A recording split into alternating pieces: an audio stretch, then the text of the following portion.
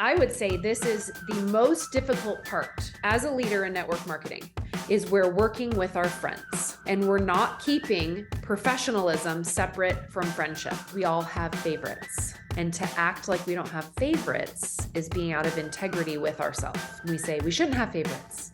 We do. It doesn't mean we can't show up for people in a fair way. Fair is giving everyone what they need, not everything the same.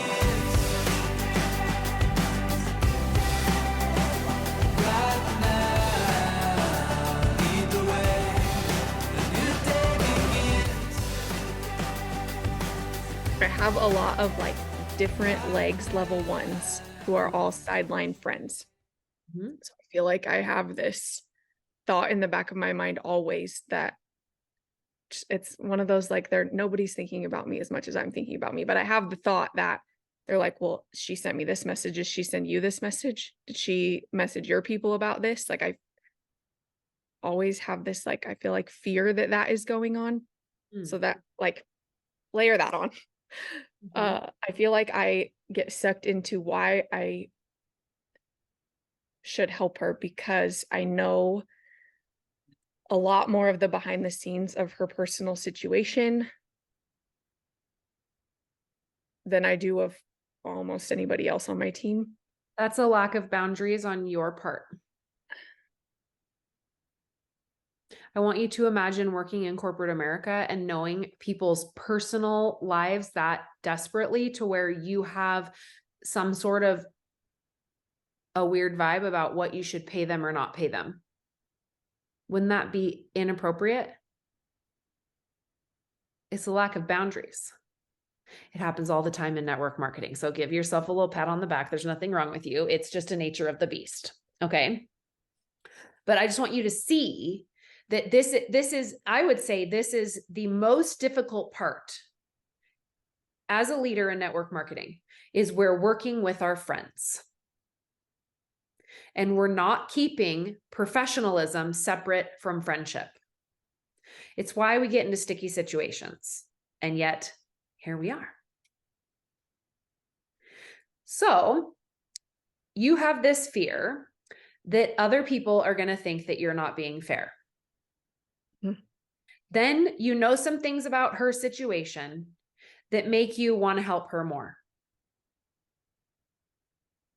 Or that you're like, someone should help her. No one else is going to do it. It's got to be me. As if you're some martyr. This is what I know to be true. The only person that can help her is her. And no amount of perfect leadership from you is going to get her ahead. What's more likely to get her ahead is if you taproot her team and get other people going underneath her in a way that she cannot do. Because she is sitting in this place of victimization. You should be helping me, Lexi. I mean, I'm going to yell at you and criticize you and tell you all the things you're doing wrong, but like, you should be helping me. Well, guess what? That's not how it works. As human beings, we favor things that bring us positive emotion. Which is why it's why we like our kids that still nap better than the ones that don't. Like, it's why I like the dog more than the kids. You know, Mackenzie, first day of school, she comes home and she's like, is it easier when we're all in school? And I said, yeah, much easier. Well, you don't like us at home? Not really. But I love you so much. I just like you better at school.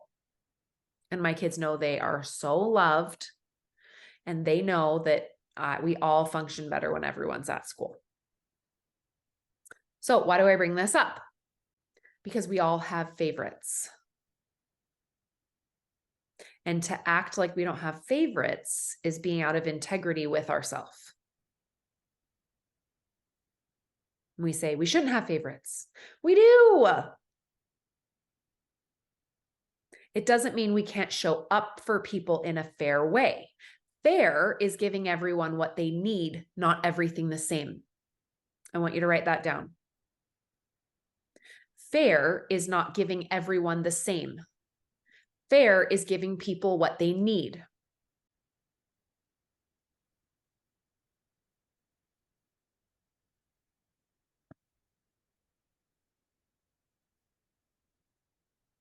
Some leaders are going to need more time from you. Others are going to need less.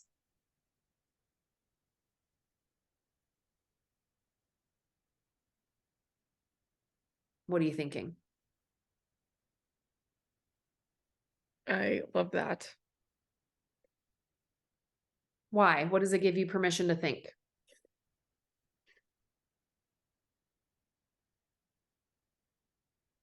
That it's not like I have 2 leaders right now who like are running. They're like within few people from the cruise. I mean, they have from bringing their husbands on the cruise. Yeah. And they like, I talk to them very differently. But I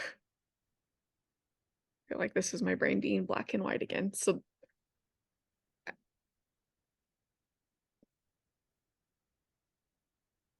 There you how go. do I help her? How, like, there's so many coaching calls I've gotten off that I'm like, I am not qualified. Like, you need professional help. She might.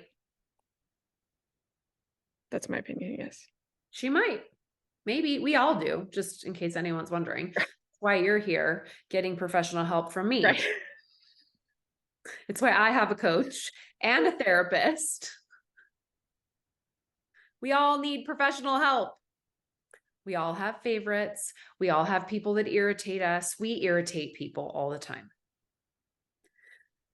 What is so interesting to me about what I see your brain doing here that is your biggest problem is your brain thinking that you will feel better if everyone is happy with how you're showing up for them.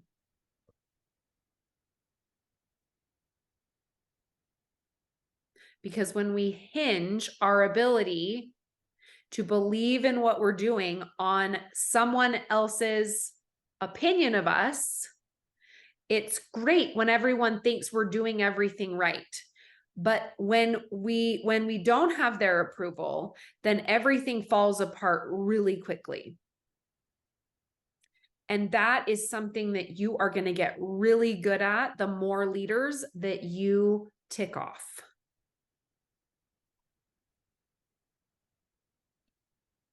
I've just ticked off more leaders than you over the last decade. That's not at all what I thought you were going to say. And yet here we are. Not that we have to make people upset, but we're going to. At some point or another, people are going to disagree with our choices as a leader. If you are not being criticized as a leader, you are not leading correctly. It's your ability to be humble, be able to assess the situation when you're receiving criticism and say, is there a shift I could make here? Or am I doing what I think is best for the development of the person that I'm working with? Because there's a big difference in a leader that's like, my way or the highway, I'm doing it right. All your ideas are stupid. In fact, I just recorded a podcast with my 11-year-old who's like a huge Jocko Willink fan. He's the one who wrote Extreme Ownership. He's a retired Navy SEAL. You guys are going to love the podcast. I think Chase's episode is coming out in 2 more weeks. And he talks about how everyone has an ego. You have to have an ego to be a good leader. But it's when you get too much on the ego scale where you're like, no, everyone is wrong, I'm only right, that there's a problem. But it's okay. And this is something that I've had to learn over and over and over again. It's okay for people to criticize you and them to not understand what you're trying to accomplish. And it's in those moments where we have to connect with ourselves and our own integrity and our own character. When we receive feedback as a leader and someone saying, I don't think you did it right. I wouldn't have done it that way. I think this is wrong that you're doing it that way. And you look at yourself and you say, why did we set out to do it this way? Well, I did it this way because of this, this, and this. They don't like that. The reason I did that is because I knew that it was going to develop them in this way, and this way. They didn't want to be developed. They were more interested in staying the same and staying comfortable and not growing. Everyone else that received the same development,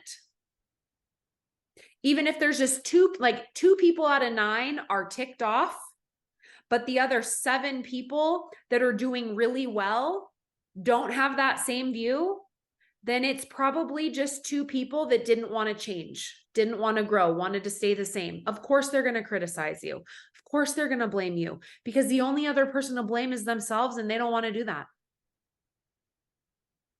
But if you have an entire group of people that are like, you're a horrible leader, all this is bad, then it's worth being like, something went wrong here.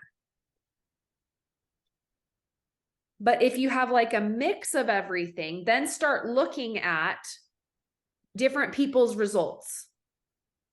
Like her results might not be someone that you want to be interested in her feedback. And the way that I gauge this in my own business, still to this day in my coaching business, everybody, is if I have people that are criticizing what I'm doing and how I'm doing it, I want to see, is it the person that showed up, gave it their all, and really applied what I was teaching and showing? Still had struggles, wasn't perfect, because I'm never going to be the perfect coach. You're never going to be the perfect leader. It doesn't exist.